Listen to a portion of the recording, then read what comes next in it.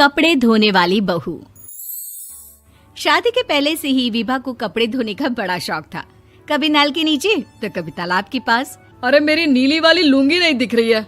विभा की अम्मा, कहाँ रखी है लुंगी? अरे वो तो विभा ने परसों ही धोकर रखी थी आपकी अलमारी में, देखो वहीं होगी। वो ना मैंने आज धो दी, मुझे लगा कि गंदी हो गई होगी। अरे कैसे गंदी हो गई थी? उसे तो मैंने पहना भी नहीं। हे भगवान, इस लड़की के कपड़े धोने की आदत से परेशान हो गया हूँ मैं। जितना तो घर में राशन नहीं आता, उससे कहीं ज्यादा डिटर्जेंट पाउडर का खर्चा है। इसकी शादी करवा दो, शादी। जाए अपने घर में ही करे काम, फिर चाहे घर के कपड़े धोने हो या पूरे गांव के। हाँ ठीक बोल रही हो, देखता हूँ मैं कोई लड़का। वो दिन भी आ जाता है जब विभा को देखने लड़के वाले आ जाते हैं। लड़की मुझे अच्छी लगी। होने वाली सास कहती है, बेटी अगर कुछ पूछना है तो पूछ लो। वैसे तो हमारी लड़की बहुत ही शर्मीली है, जो बोल दो वो मान लेती है, इसे क्या पूछना होगा। अरे कैसी बात कर रही हो माँ, मुझे इन लोगों के घर रहना है, सवाल तो कई है। हाँ हाँ बेटा, पूछ लो ना, क्या पूछना है। आप लोगों के घर कपड़े कौन धोता है? सास का मुंह बन जाता है।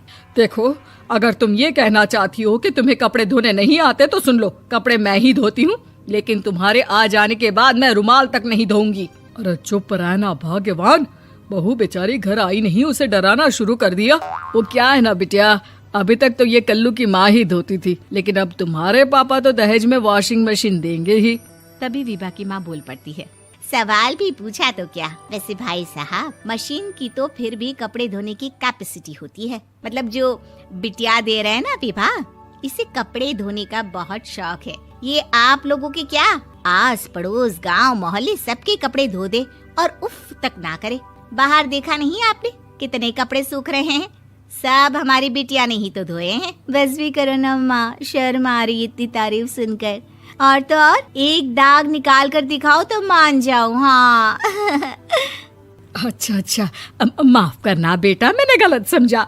हमें तो रिश्ता बहुत पसंद है। और ऐसे जुड़ जाता है रिश्ता कपड़े धोने का शौक रखने वाली विभा का। उसकी शादी हो जाती है कोयला फैक्ट्री में काम करने वाले कल्लू के साथ। शादी के बाद अचानक विभा चिल्लाती हुई सास के पास आती है। सासू माँ, अरे सासू माँ कहाँ है आप?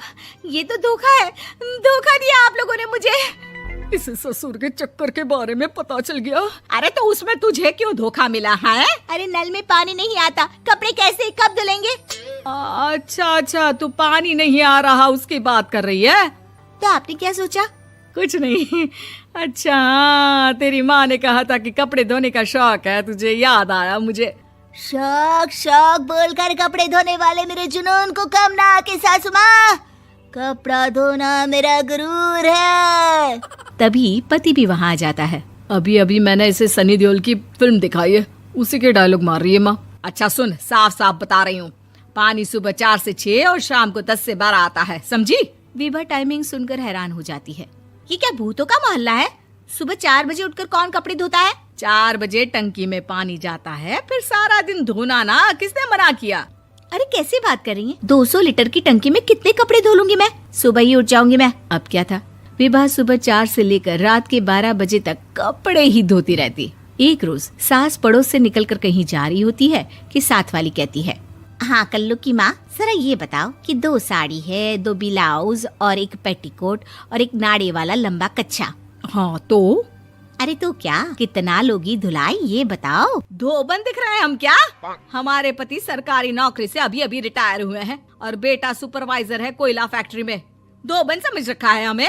हाय रे कल्लू की अम्मा, माफ कर दो, वो तो मोहल्ले में यही सब बता रहे थे कि तुमने बहू को कपड़ा धुलवाने के काम में लगा दिया है। सास को पड़ोसन की बात सुनकर गुस्सा आ जाता है। वो घर पहुंचती है जहां घर के बाहर ही इतने सारे कपड़े सूख रहे होते हैं जितने कि किसी धोबन के घर पर। अरे ओ कल्लू की दुल्हन, बाहर निकल।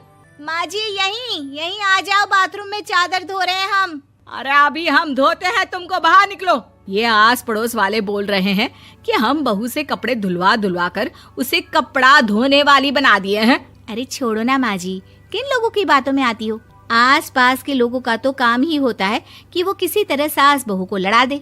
बहू सारे घर के कपड़े धोती है, ये क्या कम है? बोलिए।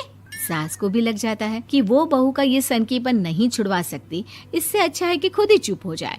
एक रोज सास और बहू मंदिर जाते हैं, जहाँ सास की साड़ी वहाँ खड़ी भीख मांगने वाली से मिलती है। माँ जी क्या बात है, आपकी साड़ी उस भिखारन से कितनी मिल रही है ना? हाँ हाँ देखो तो, दोनों की साड़ी मिल रही है। क्या बात है कल्लू की अम्मा, तुम खुद को तो अफसर की बीवी बताती हो और ऐसी सिंपल सी प्लेन साड़ी पहनकर घूमती हो। सिंपल और प्लेन नहीं है ये साड़ी। तो क्या सोने के धागे से फूल बने हैं?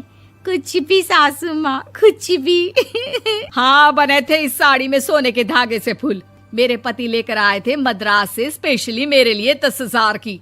ताहे भाई साहब इस भिखारन के लिए भी सेम टू सेम साड़ी लेकर आए होंगे 10,000 की। सास उस वक्त तो कुछ नहीं कहती, लेकिन बहू के साथ घर आती है और अलमारी से एल्बम निकाल कर लाती है। ये साड़ी देख रही है, ये वही साड़ी है जिसे मैंने अभी पहना था। इस साड़ी में ये जो चमकदार फूल दिख रहे हैं ना, ये सोने के धागों से काढ़े गए हैं। लेकिन तू लोकल वॉशिंग मशीन ब्रश से घिस घिस कर सारे फूलों को निकाल कर साड़ी प्लेन कर दी।